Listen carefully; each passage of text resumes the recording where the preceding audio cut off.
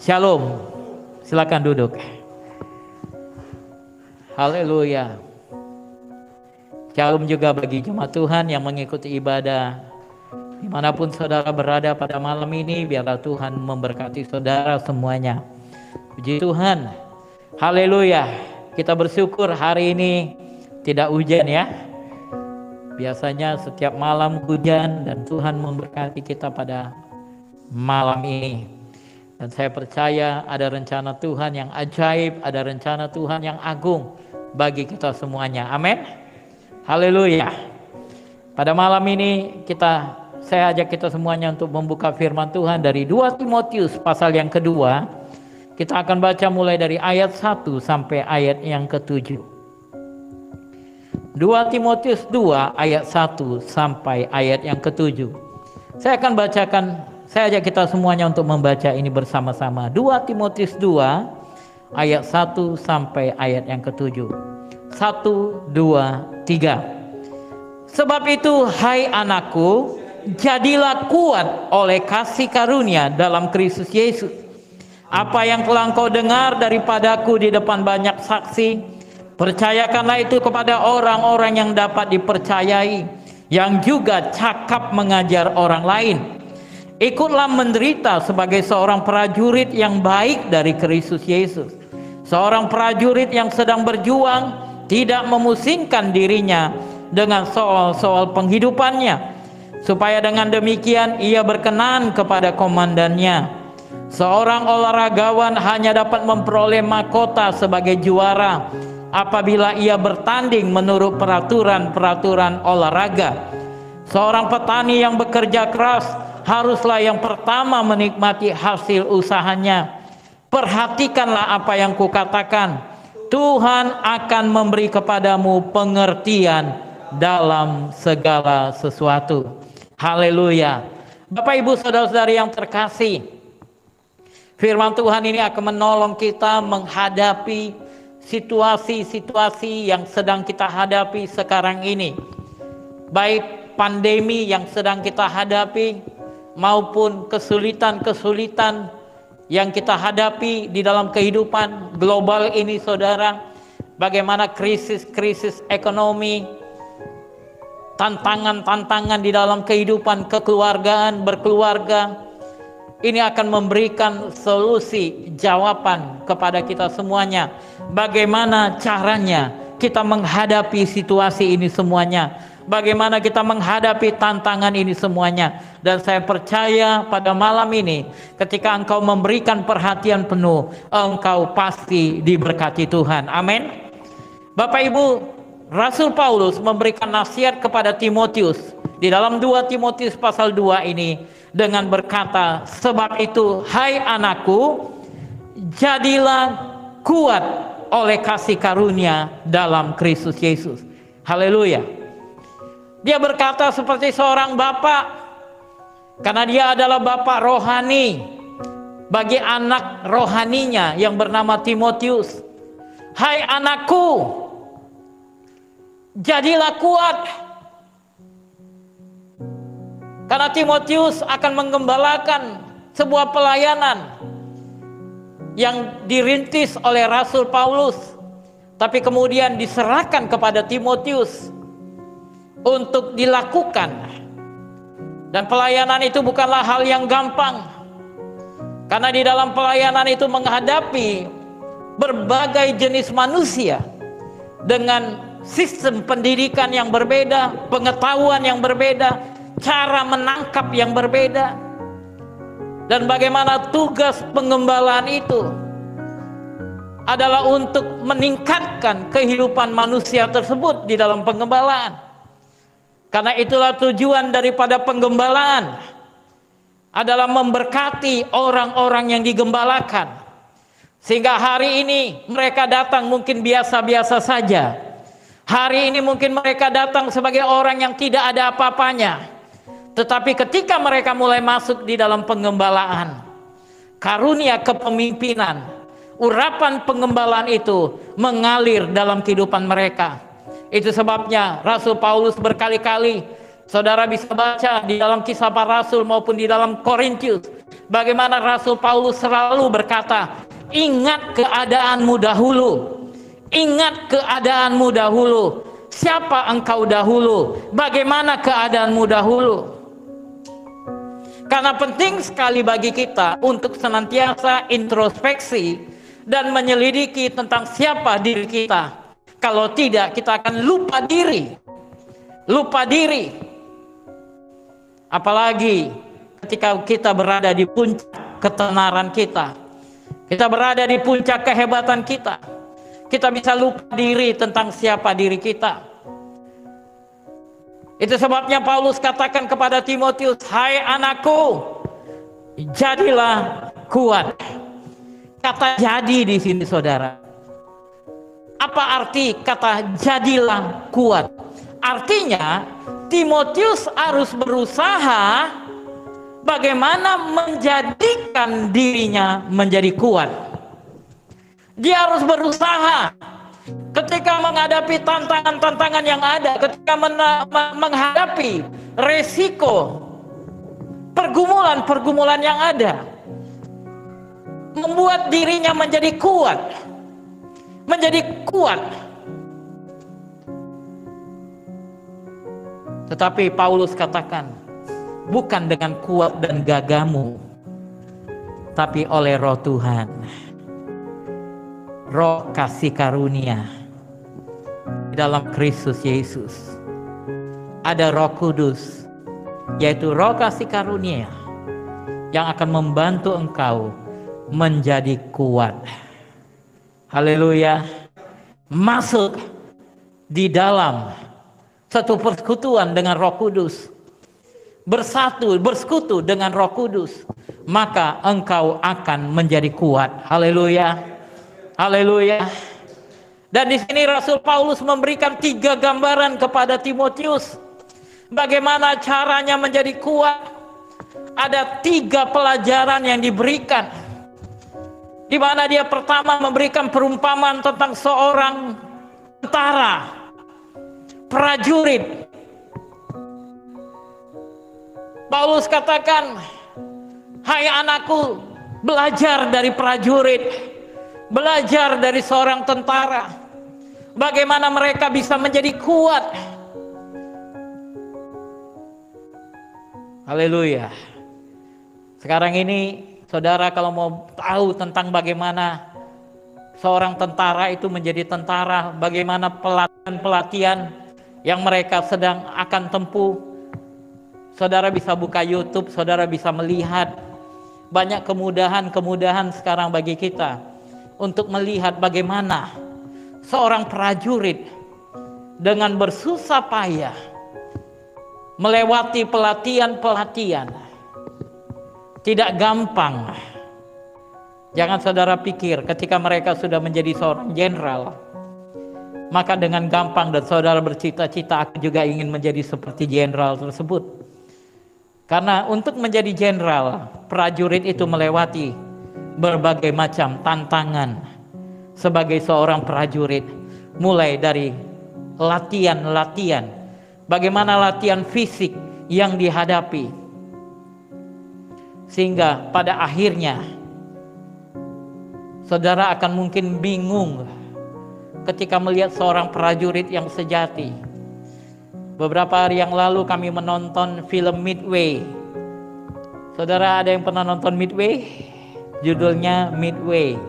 Saudara buka YouTube nanti Midway, tentang dibomnya Pearl Harbor oleh pasukan Jepang.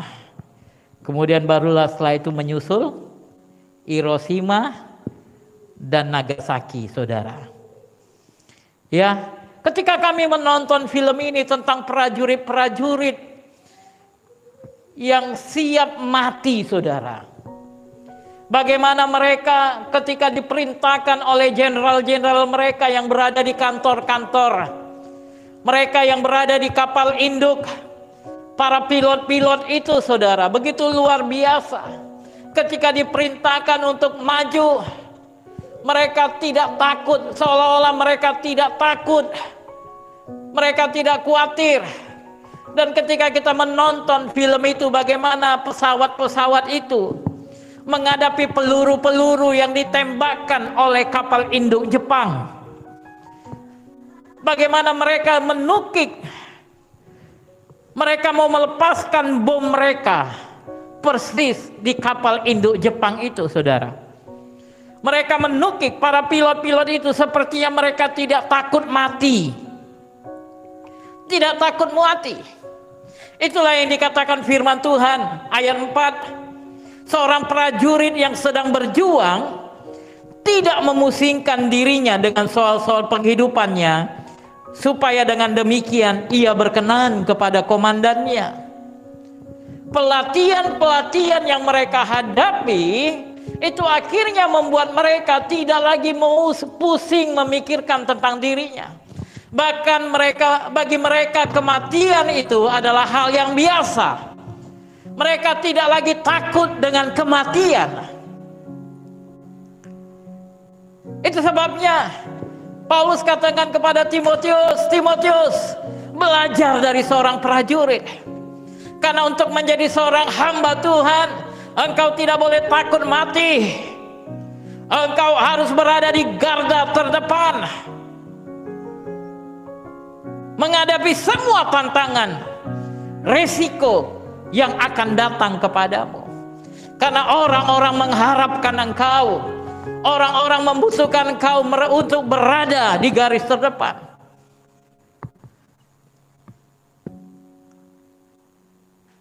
Saya ingat pengalaman saya ketika krisis moneter tahun 1998. Ketika kerusuhan terjadi. Pada waktu itu saya ada di kota Jakarta. Dan pada waktu itu saya tinggal di kantor sekretariat GKRI Berkat di daerah Cinere, sebelum Cinere, saudara, Karangtengah, tepatnya daerah Karangtengah Raya. Sebelum dibangun apa-apa, kalau sekarang sudah dibangun. Pada waktu itu lapangan hijau, kemudian ada sebuah rumah, itulah yang menjadi sekretariat. Saya tinggal di situ. Dan apa yang terjadi ketika terjadi kerusuhan, anarkis, di mana orang-orang menjara. Itu daerah yang cukup parah, saudara. Dan pada waktu itu apa yang terjadi?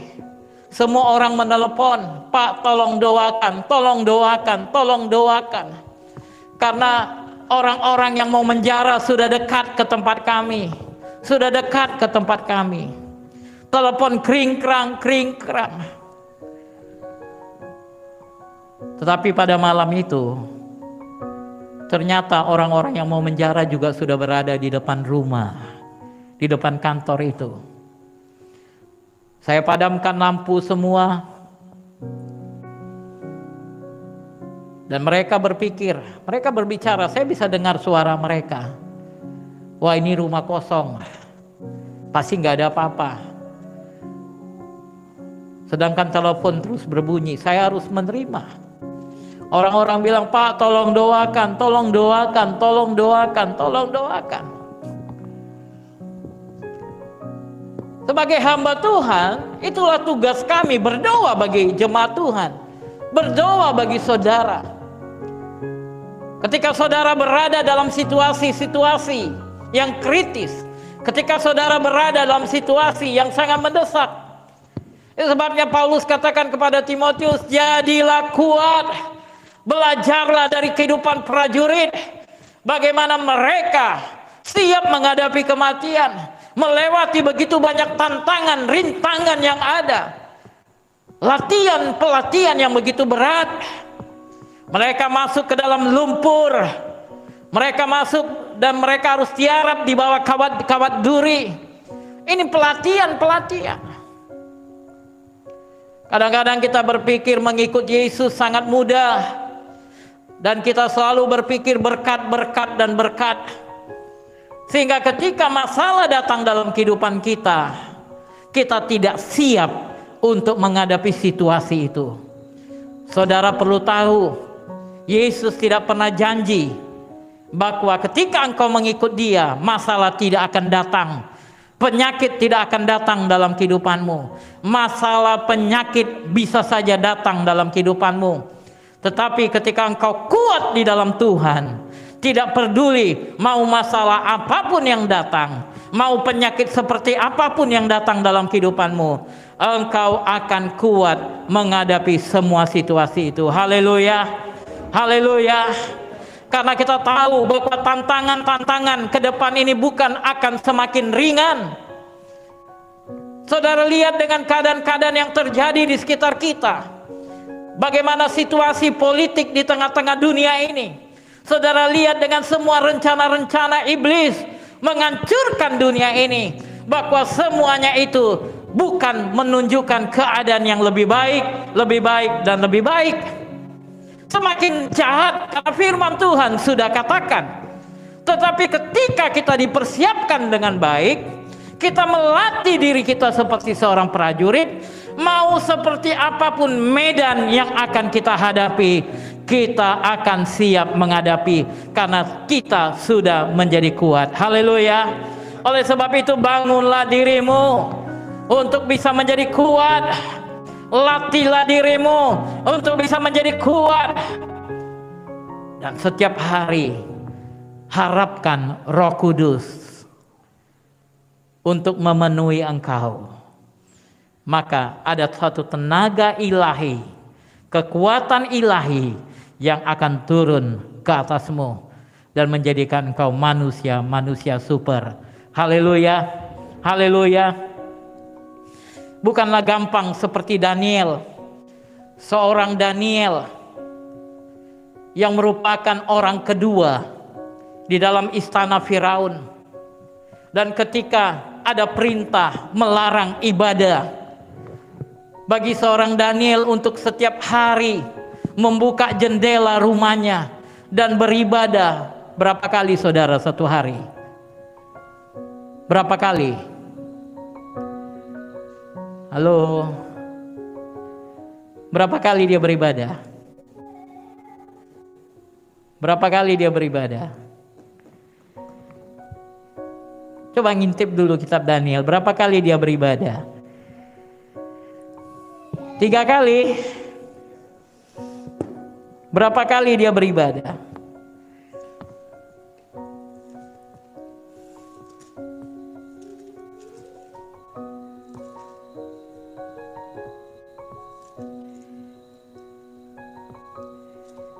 Dia harus beribadah setiap hari.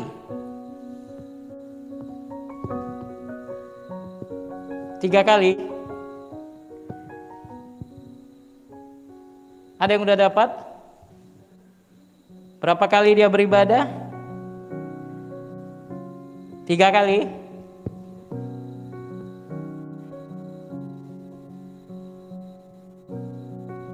Resiko yang dihadapi saudara, beribadah karena dia tahu bukan kuat dan gagah dia, tapi oleh Roh Tuhan. Oleh Roh Tuhan. Roh Tuhanlah yang akan memampukan. Roh Tuhanlah yang akan memampukan dia melewati semua situasi yang ada. Roh Tuhanlah yang akan menolong Daniel. Oh, banyak orang ketika mereka susah, nggak ada apa-apanya, menjerit Tuhan. Tapi ketika Tuhan sudah memberkati mereka,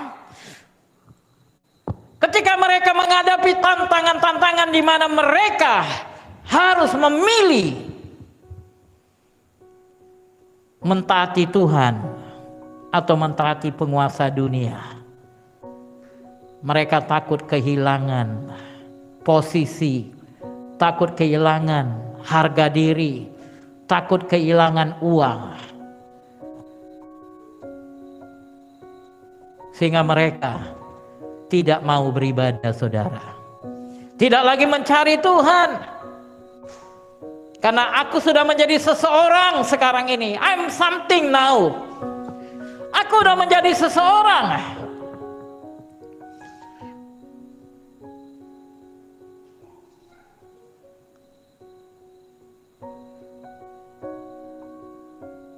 Langit dan bumi akan berlalu, tapi firman Tuhan tidak akan pernah berlalu.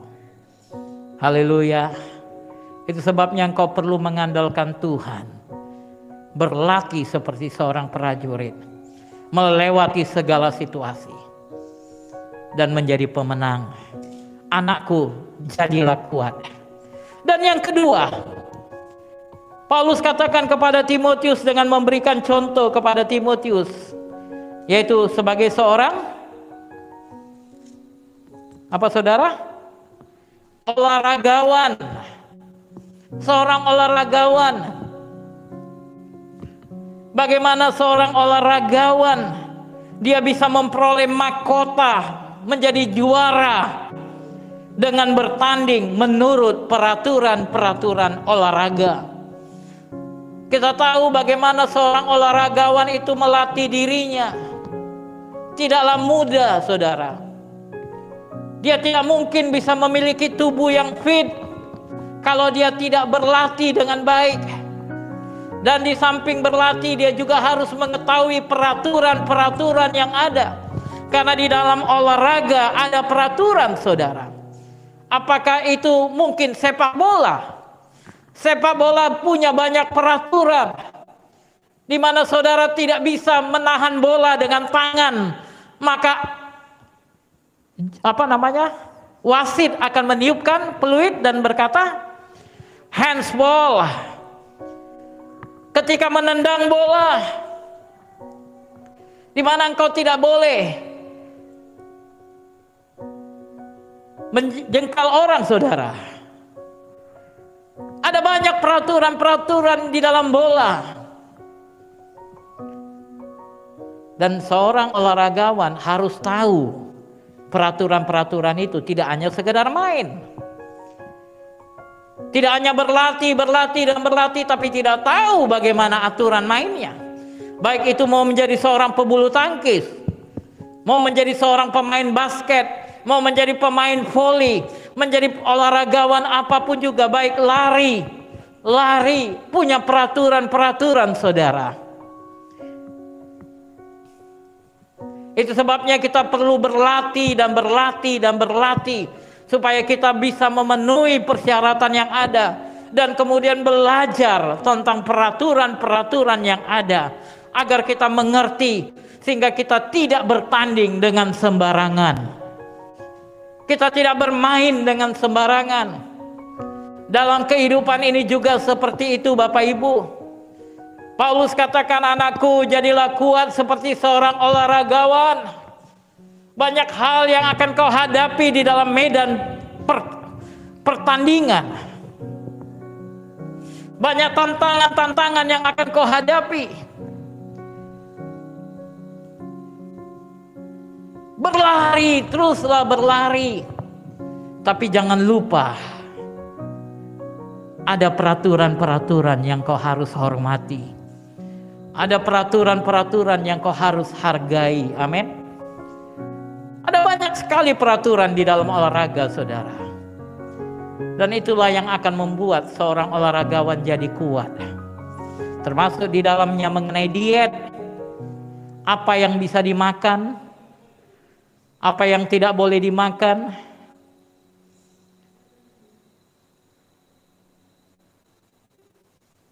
Saya ingat ada seorang pemain bola yang akhirnya dikeluarkan dari klubnya karena dia suka tiap malam keluar dari asramanya, nyelonong, lompat pagar, keluar dan pergi mabuk-mabukan dan pergi melakukan segala kegiatan yang tidak sesuai dengan olahragawan.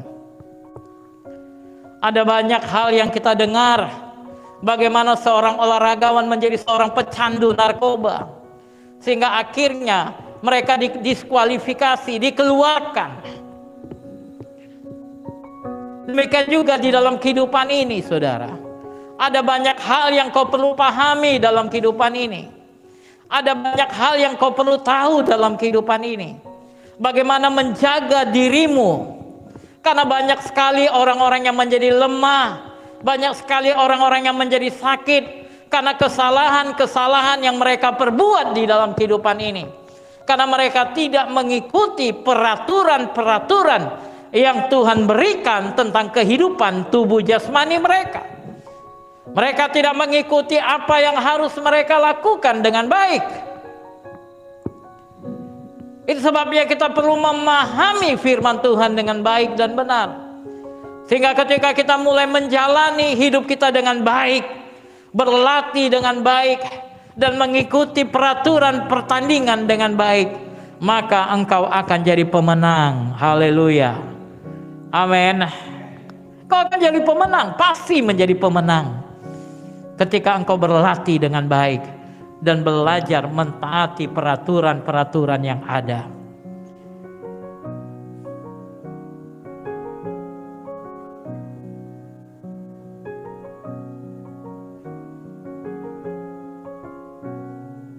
Dan yang ketiga, Paulus katakan untuk menjadi kuat belajar dari seorang petani. Seorang petani yang bekerja keras, sehingga dialah yang pertama menikmati hasil usahanya. Amin. Petani.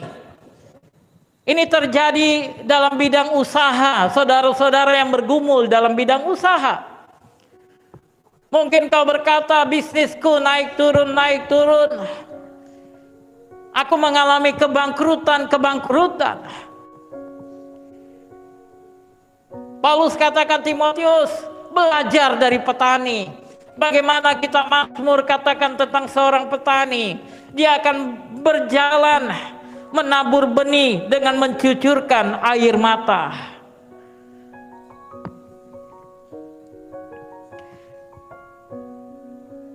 Karena ketika dia menabur benih, itu pengeluaran. Dia harus rogoh kantongnya untuk membeli benih-benih tersebut. Dan dia harus bekerja.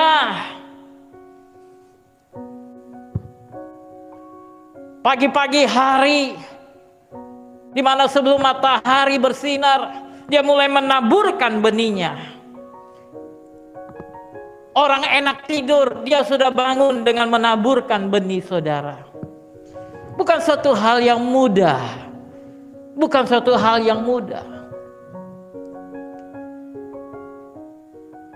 Banyak orang yang berkata, Tuhan berikan aku mujizat, karena mereka malas untuk menabur benih. Ada peraturan-peraturan untuk menjadi kuat, Bapak Ibu. Tidaklah semuanya seperti semudah yang kita pikirkan. Tuhan bisa kerjakan mujizat. Tidak ada yang mustahil bagi Dia. Amin.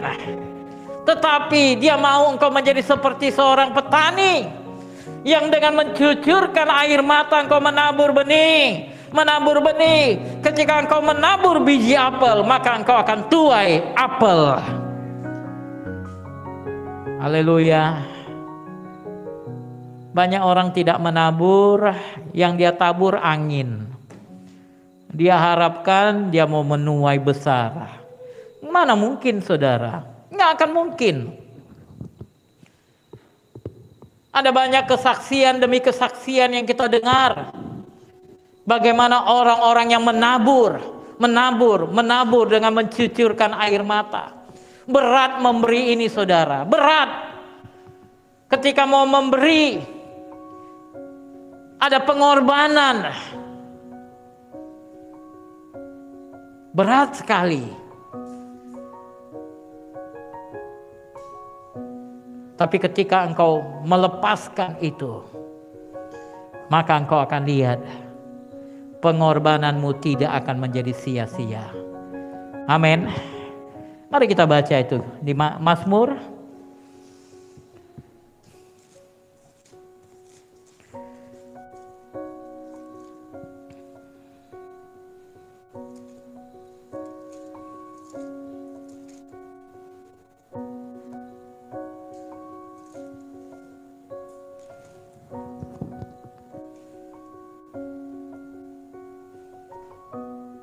Mazmur berapa itu? Orang-orang yang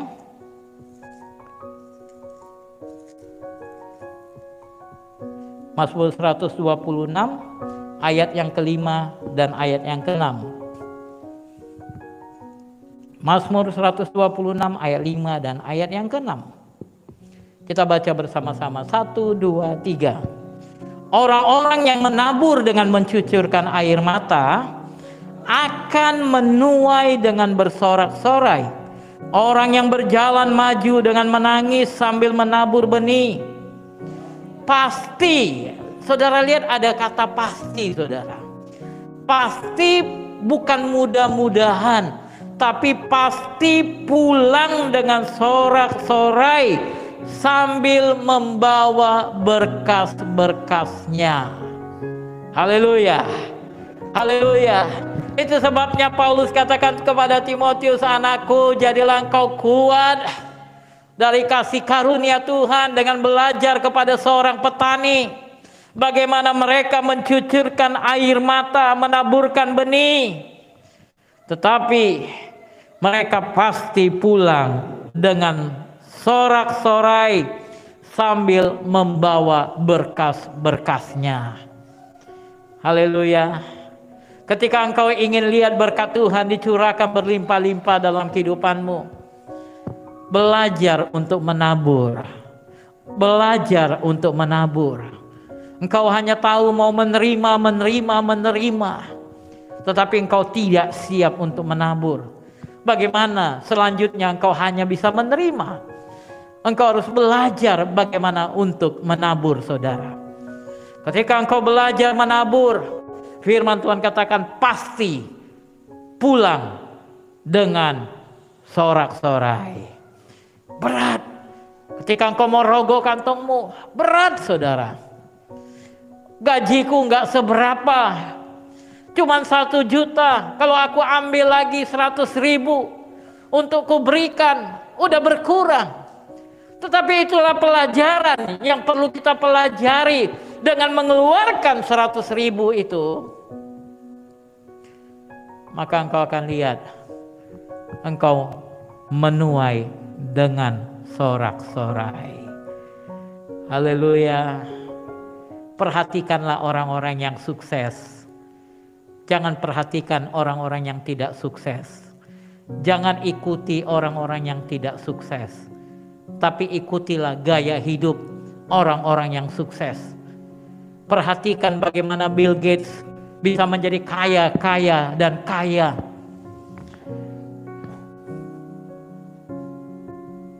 Pernah dengar cerita pemilik Colgate, Coca-Cola, perusahaan-perusahaan besar, Ciputra.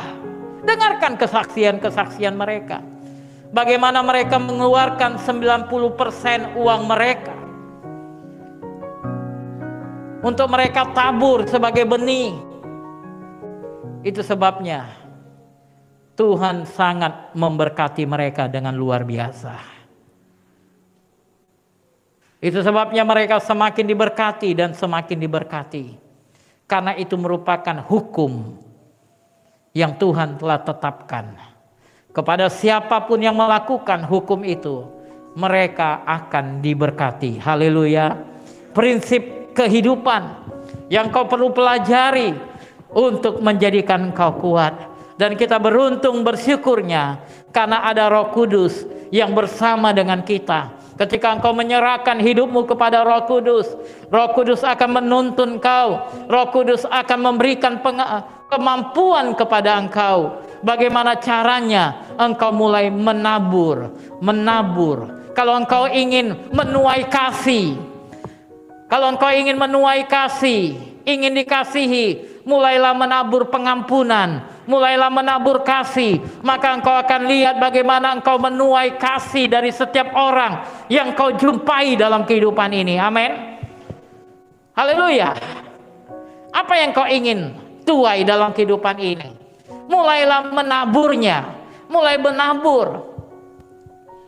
Kalau engkau ingin melihat perubahan dalam suamimu, kalau engkau ingin tuai sesuatu yang baik dari suamimu, mulailah pertama engkau menabur dalam kehidupan suamimu dengan mulai berbuat baik bagi dia. Para suami, kalau engkau ingin menuai sesuatu yang baik dari istrimu, mulai menabur dalam kehidupannya. Karena apa yang kau tabur pasti akan kau tuai.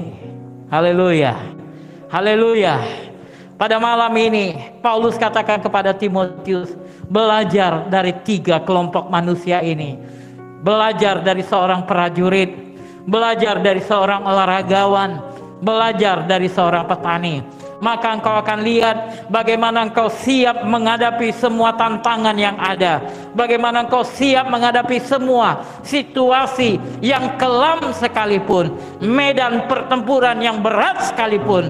Karena engkau sudah mempersiapkan dirimu dan menjadi kuat, maka engkau akan siap menghadapi semua resiko yang ada dan menjadi pemenang. Haleluya. Kitalah umat pemenang, kita umat pemuji, kita anak perjanjian, kalahkan maut. Kita adalah umat pemenang. Untuk itu perlu mempersiapkan dirimu dengan baik. Maka engkau akan lihat Tuhan menolong kau, Tuhan menyertai engkau. Minggu lalu saya sudah sampaikan bahwa yang namanya badai itu hanya sesaat, saudara. Yang namanya tsunami, mau seberapa tinggi pun air itu hanya terjadi sesaat. Itu tidak akan pernah terjadi selama-lamanya. Tapi kenapa begitu banyak orang yang memutuskan diri, bunuh diri, menyerah? Karena mereka tidak belajar untuk menjadi kuat. Ketika situasi yang datang, kita lihat bagaimana viral di grup-grup WA, bagaimana orang lompat dari lantai 12. Mereka bunuh diri. Mereka nggak siap menghadapi segala situasi yang ada. Tapi pada malam ini Tuhan memberikan kepada kita solusi itu, agar engkau menjadi kuat, siap menghadapi semua tantangan yang ada.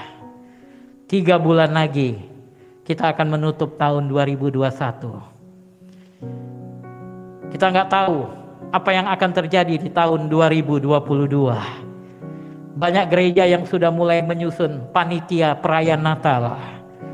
Di gereja ini aja sudah ada panitia perayaan Natal pemuda, panitia perayaan Natal ibu-ibu.